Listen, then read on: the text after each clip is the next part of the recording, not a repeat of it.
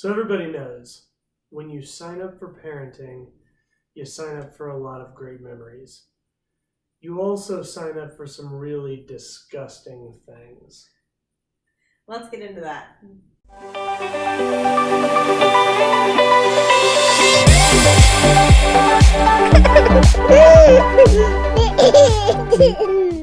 Hey, I'm Andrea Warnock. I'm Nathan Warnock. And you're here joining us for Family Friday on the Marriage by Design channel.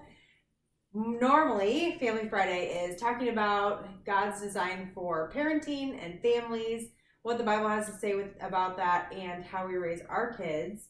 But today we're talking about a top 5, and I'll tell you a little bit about that in a minute. But on Fifth Week Fridays, or on Fifth Weeks, just in general, we do a top 5. So Fifth Week Fridays, we're doing top 5 about something to do with parenting or family. And today, it's top 5 cringe-worthy moments that we've had in our parenting journey so far. Yeah. So if you have like a queasy stomach, or maybe you don't have children yet, or maybe you're going to be having your first child shortly. Buckle up. Yeah. Or maybe flip to one of our other episodes. No way. Yeah, so that's what we're talking about today. Yeah. We're going to go through. We've not talked about these ahead of time as we do with all of our top 5s. We're just showing up, and I've got my list, Andrea's got her list, and we're going to go back and forth and share them. Yep. So, do you want me to start? Yeah, go for it. My top 5. So, we're starting with number 5.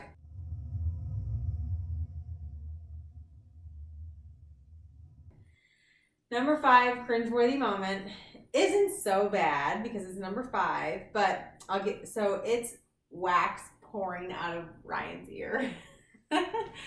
I'll give you a little background. So about a little over a year ago, Ryan was not hearing well, and so we took her into the doctor and found out she had lost between 40 and 60% of her hearing in both of her ears. Not permanently, we don't think. But because she had a lot of fluid behind her ears, that was just, we were not able to get out. So she had to have tubes put in her ears, and that all went fine. But then it was probably 6 months ago or so, she got an infection in both her ears. I don't know what happened, but she got an infection. She had blood coming out of one of her ears, which I did not think was so gross. But on the other ear, wax. And I don't mean just like a little bit of wax. It was like pouring out of her ear, getting into her hair. It was nasty. So, and of course, we went to the doctor, and it was cleared up pretty quickly, but with antibiotics, I think. But it was so gross. The smell of that much wax is nasty. I don't even know how to smell. Oh, yes. And gross. And it getting clumped in her hair at night. Oh my gosh. It was It was cringeworthy for sure. That's my number 5. It was gross. So my number 5, it happened, I don't know, it was probably, you'll know when I share it, but probably four years ago or so. But at the time, I was coaching a high school baseball team here in town, and we were playing a game. And so I was in the dugout, of course, and they were out on the field, and Andrea had brought Jackson to the game as she regularly did, and he was off running around. And one of the kids on, I think it was the other team, hit a foul ball, and the way the field we were at, there was this sloping hill kind of behind home plate, and so when somebody hits a foul ball, the kids run over and try and grab it, right? I think they could take it to the concession stand for a sucker or something. So anyway, that happens. No big deal. And then about 45 seconds later, there's some commotion, and Jackson comes over and gets my attention in the dugout, and I don't even remember him being upset. It was at the time. I was the one that got your attention, but he was right there with me. Okay. And so he came over and he was like, "Hey, I fell." And I didn't process at the moment like what I was looking at, but he basically held up his arm and it's supposed to look like this. It wasn't looking like that. Like it was like not here, straight. and then it came over here, and then it went up and kind of came back, and it was not good. So for people who are just listening, it looks kind of like an L. Right. It was bad. So I mean, he broke that thing hard. So anyway, that you're not parenting until you've had to stare at your child and they have one of their limbs not looking the way it's supposed to be looking. That's living. Yeah, that was my number 5 cringeworthy moment when Jackson broke his arm. That was gross. That's one of mine. So I'll give a little bit more detail when I talk about it later. Awesome. So that's number 5.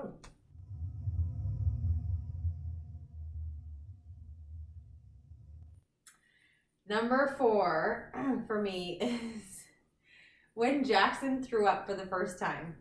So Jackson was we got to probably 3 years old before we had a child that threw up. And those 3 years were blissful. No. So Jackson was about 3, and when he threw up for the first time, of course it's at night and it's in his bed. And so, we're all sleeping and we realized Jackson had thrown up and it was just all over his bed. And I think that's gross. That's gross. But it was more gross because I had never had to deal with it before. And I had never had to deal with cleaning up somebody else's vomit before. So I'm like totally grossed out. And to my credit, it was the middle of the night. Do you think clearly in the middle of the night when you've just been woken up? No, probably not. If you do, as you will see. If you do, good on you. Okay, so Nathan and I get up. We're staring at this vomit. I get Jackson, or we both maybe get Jackson like in the bath. So he's getting cleaned up. Okay, so then I'm thinking, how do we clean up all this throw up in his bed? So I'm like, ew, this is so nasty. So I go downstairs and I grab a ladle and a plastic sack. Or maybe it was a paper sack. I don't remember. Some sort of sack. Thinking we just need to ladle it into this sack and then we'll wash the sheets and all that. So I come upstairs and I'm holding ladle, sack. And Nathan looks at me and he goes, "What are you doing?" And I was like, "We need to clean up the throw up somehow." And he's like, "I already did it. I took the sheets off his bed and I scooped it into the toilet and now we just are going to wash them." And Yeah, I suppose maybe that's the difference between like a family with lots of kids growing up and one not with lots of kids. With just 2 and me the youngest. So yeah, I was glad that he taught me how to, really how that should be handled. And now we have a funny moment of ladle sack. This is apparently how I'm going to clean it up. Yeah. I have learned. I've grown. That's true. You have. So my number 4, look, there's basically 2 guaranteed categories of cringeworthiness in every parent's life. There's the throw up category and there's the poop category, right? And I tried not to. So 3 of my 5 fall in one of those 2 buckets. I tried to not just go all 5, right? Because I'm sure if you've got kids, you've got your own cringeworthy stories that fall in either the throw up or the poop bucket. But this is the poop bucket. I don't have 2. One of each. 1 poop and 1 throw up. This is the poop one. So this is Riker. And I don't know what exactly went through his mind. Riker's kind of the one of our kids, if you've seen some of our other shows, where he sort of just, something pops into his head and he just does it. Mm-hmm. And he doesn't really think about, maybe this isn't such a good idea. He just does the thing. So anyway, I didn't witness this happen, but I witnessed the aftermath, and it's just as gross. But he started bawling one day, and Andrea went to find out what was wrong with him. I don't even know what story you're talking about. And what she managed to gather from him is that he had decided it was a good idea to reach his hand in his diaper and grab some of his poop and try it, like, for flavor. I had forgotten about this altogether. And he didn't like it. Shocker. And he was freaking out. Yes, he was. And Andrea had him in her lap, and she was washing and gotten him milk and all that. And he was freaking out. And so I came downstairs. I thought he had hurt himself. I thought we're going to be going to the emergency room because he's just freaking out. And I get down there, I'm like, what is wrong? And Andrea goes, he ate his poop. Got it. All right. Moving right along with the day. So, anyway, there you have it. That's the poop category. Riker, God bless him, perhaps isn't necessarily the smartest situation to jump into. But hey, he was 2, and he thought, you know what? Despite the smell, maybe it's good. And he found out in a bad way. So that's my number 4, Riker. All right. And the taste test.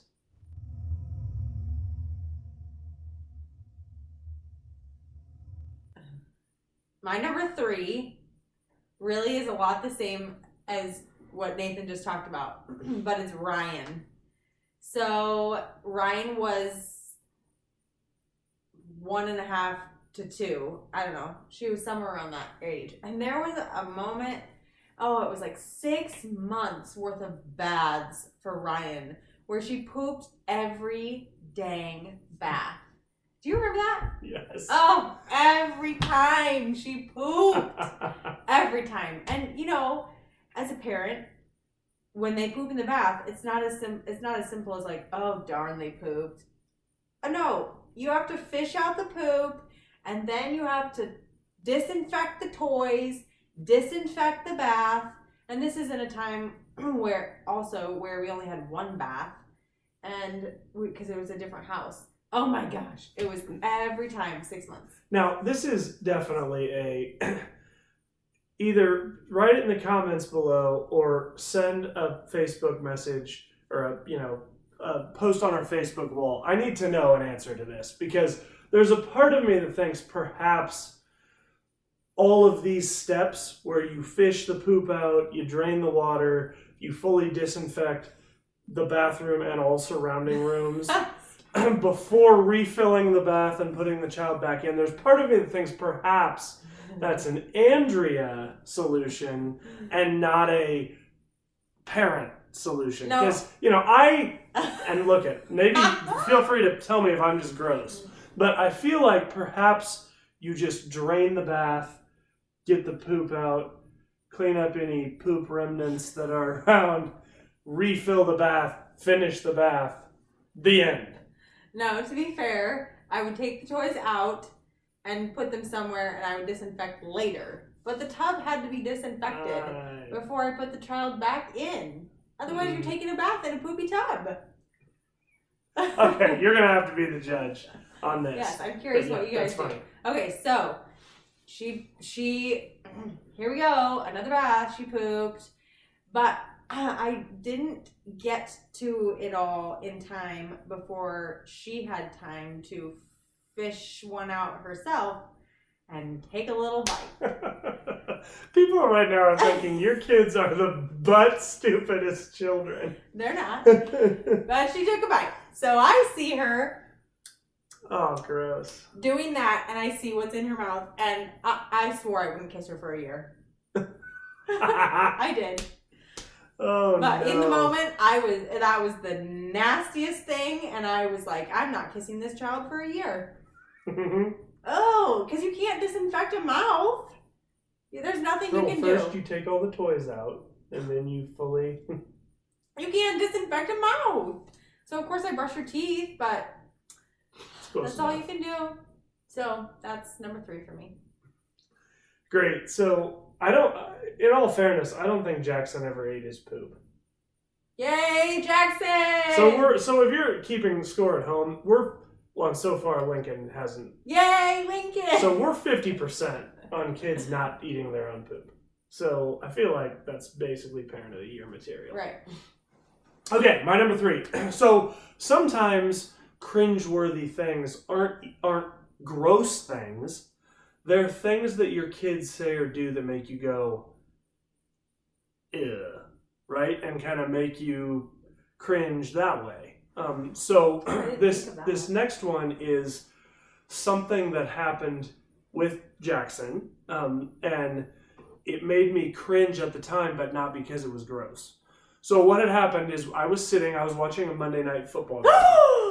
You're tattling on me! No, I wasn't. Well, I'm not adding the extra This is part what to you're this. doing! No, I'm not. Well, now you just tattled on you. So I was watching a Monday Night Football game, and I'm sitting there, and Jackson was 3. Yeah. 3? Something yeah. like that. So Jackson was 3. So he's sitting there on my lap, and we're watching this Monday Night Football game. But I'm about to go put him to bed, and I don't remember what I think a pass was thrown for a touchdown, but there was a holding call, so the touchdown got brought back, and so I said with Jackson sitting on my lap, well, that was really dumb. Like, that you got a holding call and the play would have ended in a touchdown. And that's all I said. And then all of a sudden I hear Jackson sitting on my lap go, yeah, what a douche. And I go, what did you just say? And he looks at me with that sort of cat ate the canary smile where he thinks he just said something super adultish and intelligent, not realizing that he just said something that I don't want my children, let alone my 3-year-old, saying.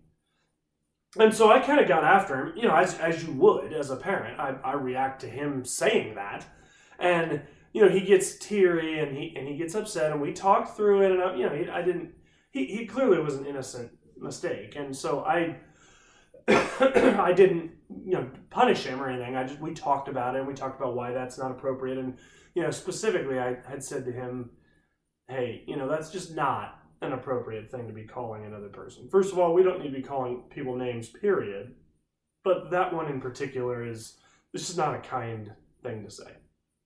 And that's it. That's what I left it at. And until you freaked out a second ago, that was where I was going to leave the story. Nope, there's more to the story. We're committed to being honest.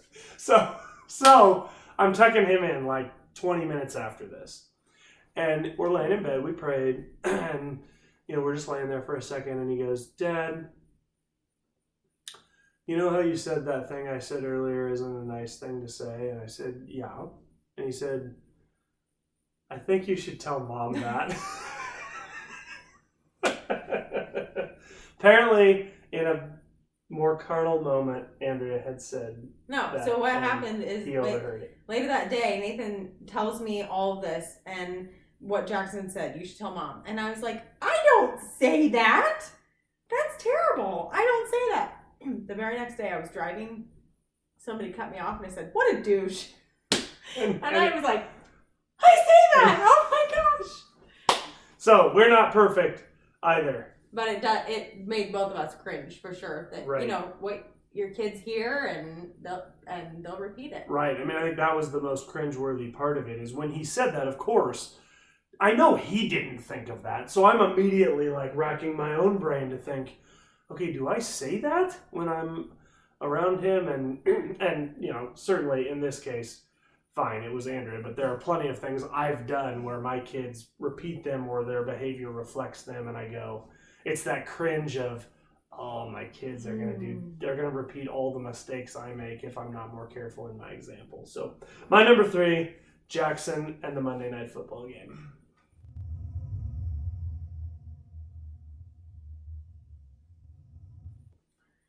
My number 2 cringeworthy moment is Riker crawling through Ryan's throw up. Man, you were really in the throw up and poop situation. I know. I don't know. I guess I Ew. I don't know. That's what I was thinking of with cringeworthy. Sure. But there was a time where Ryan this was last year in the winter. I don't remember. Whatever. Anyway, Right. Riker was still a crawler, and Ryan had gotten sick, and she threw up all over the floor. I mean, all over. So I'm taking Ryan to the bathroom because it's still like coming, and trying to comfort her. And she's in the bathroom, and then I look out of the corner of my eye, and Riker's crawling like right through her throw up. Oh my gosh. So now I'm like, oh, this is so much more disgusting. What do I do? Do I like stand here and comfort my daughter, or do I He's playing in the throw. Go take care of my son who's crawling through somebody else's vomit? Oh my gosh. So it was just this like, I don't even know where to begin, and I'm sort of I'm kind of a germaphobe anyway, and I'm not that bad. And so I'm so disgusted by all the germs that are all over everybody, because anytime anybody's sick, the first thing I want to do is like disinfect the whole house. Oh yeah. So now I am like, oh my gosh, I need to disinfect the whole house, and I need to disinfect this child, and what do I do next? It was a mess. So it was definitely so gross. Yeah.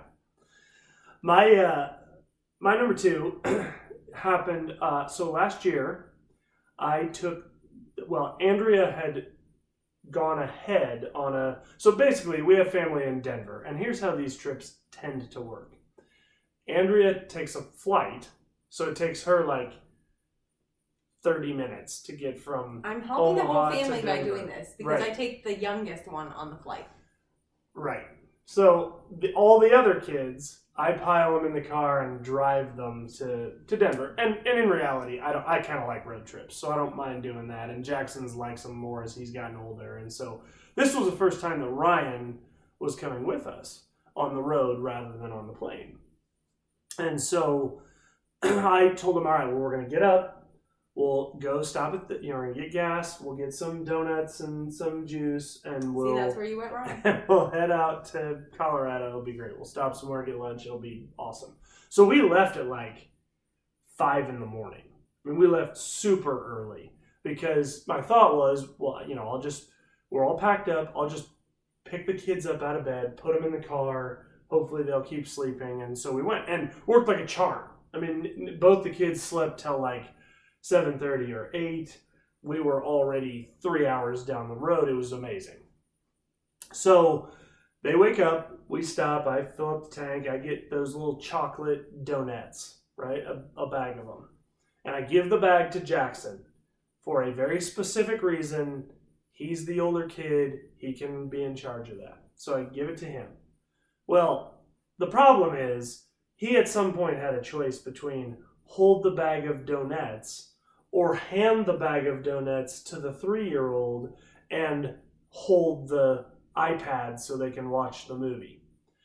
Well, for an 8-year-old at the time, that's no choice at all. So he gives her the bag of chocolate donuts, and she proceeds to mow like all of them in like half an hour. Because they don't usually get that.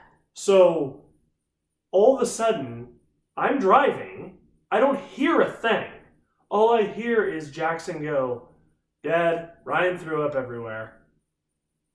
And I pull over to the side of the road and look back, and Ryan has chocolate frosting throw up all over her, on the seat of her car seat, down the front of her shirt, pooling in her lap. I mean, it's everywhere.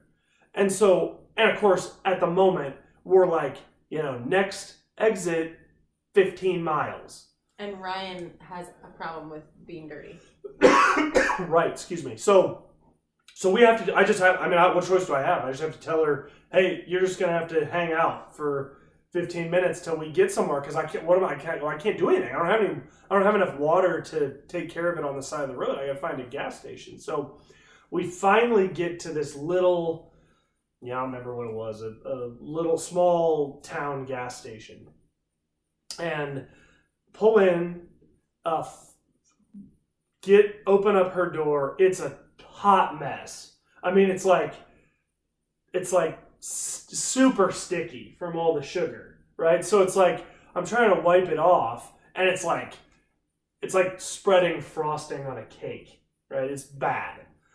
So thank goodness, I pick her up and carry her into the gas station, and thank goodness it's a large enough gas station that they had a couple of showers for truckers that would be coming through, and so they were kind enough to just say, "Hey, go in the shower and do whatever you need to do." And we ended up getting her fixed up, and then I spent probably 30 more minutes trying to clean up her car seat because, of course, I can't change that. So the whole thing was a disgusting mess, and that's my number 2. Super glad I missed out on that one. Yeah. Yes, you are. You'd had a ladle, and who even knows? So, yes, Ryan throwing up in the car on the way to Colorado. That's my number 2.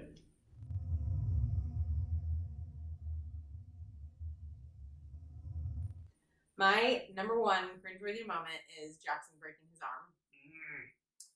So Nathan already talked about that, but what for me, I think, yeah. Oh, it was so gross. So Jackson came over to me after he'd broken it, but I didn't know. I was sitting in the stands. I had Ryan, and she was little, really. Yeah, she was like a year.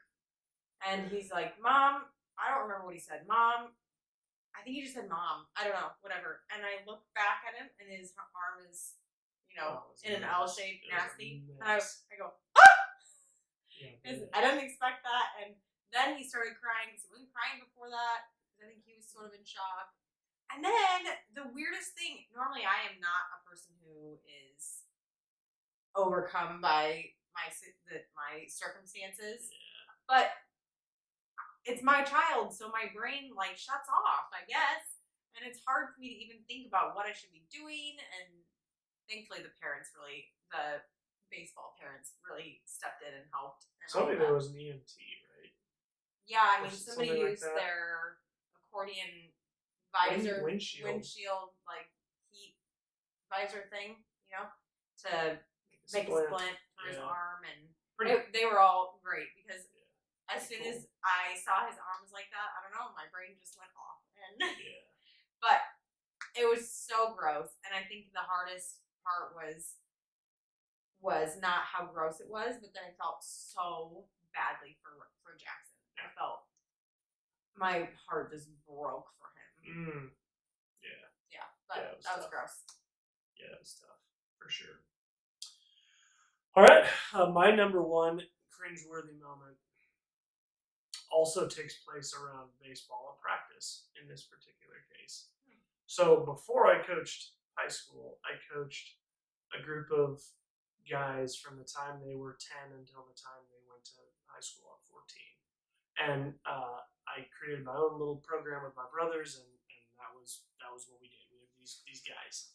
And we didn't have a lot of places to practice. It's cold here all winter, so we would practice in the gym, actually where Andrea and I went to elementary school. Typical, elementary school gymnasium, right? It's exactly what you're picturing in your mind right now. So, partly to get Andrea some time, off from having to be mom all the time, I would bring Jackson with me because we'd use soft baseballs, and he loved being around the other boys, and I wanted him at a young age to get some involvement in baseball and start to cultivate a love for the game. And so he would come to practice, and he'd do the stretches with the boys, and they'd talk to him, and he thought he was just the coolest thing ever. And then we'd start doing drills, and we'd bring some toys and kind of put them off to the side, and we'd go play. Well, this particular gym has bleachers, and the bleachers are all pushed up against the wall. But there's an area where you can go in behind them, especially if you're little. And so Jackson would go in there and play, right? Because it's cool. You're in the bleachers. Well, what I remember is Jackson, my little 2-year-old, probably at the time. I was 3, but whatever. So he went into the bleachers, and when he went into the bleachers, he did not have any gum. When he came out of the bleachers, not only did he have gum, he looked like a chipmunk. Like he had lots of gum. And he came out and there was not a gum fairy under the bleachers giving out new gum. No, there was a gum fairy giving out not new gum. But he comes out and he's got this smile on his face like, Dad, this is amazing what I found. And I was like, what do you have in your mouth? And he spits out this like brown, pink, black, crunchy wad of previously chewed gum. And that was like, look, I can take the throw up, I can take the poop stuff, I can handle all that. The eating other people's gum that they stuck to the bottom of the bleachers, that just about did it for me. And that's why Jackson and the ABC gum is my number one. And hey, people, why are you sticking gum to the bottom of the bleachers? Exactly. Chew on. Exactly. It's not bad parenting. It's your fault. Yeah, that's gross. That's right. That's really gross. That's right. Cool, babe. Man, thanks for sharing. That's great. Guys, if you have kids, I'm sure you've got cringe-worthy moments. We'd love to hear them. Partly because then we don't feel like the worst parents on the planet, but also because those stories are funny, right? And it's fun to be able to share those things. Look, we're all doing the best we can, and kids don't come out the chute with a owner's manual, right? So we do the best we can, but all of us have those situations where you go, that's really cringe-worthy, either gross, where I screwed up as a parent, or whatever. We've got plenty of them. Sure you do too. We'd love to hear about them. So kind of get the conversation started. Let us know what you've been through. Maybe you remember a cringe-worthy moment as a child. Would love to hear that as well. Feel free to put it down in the comments below. Post it up on our Facebook page or on Instagram. We would love to hear from you. Thanks for joining us. Yeah, thanks guys. Have a good one. And remember, even in the cringe-worthy moments, God is for your family. Have a good one.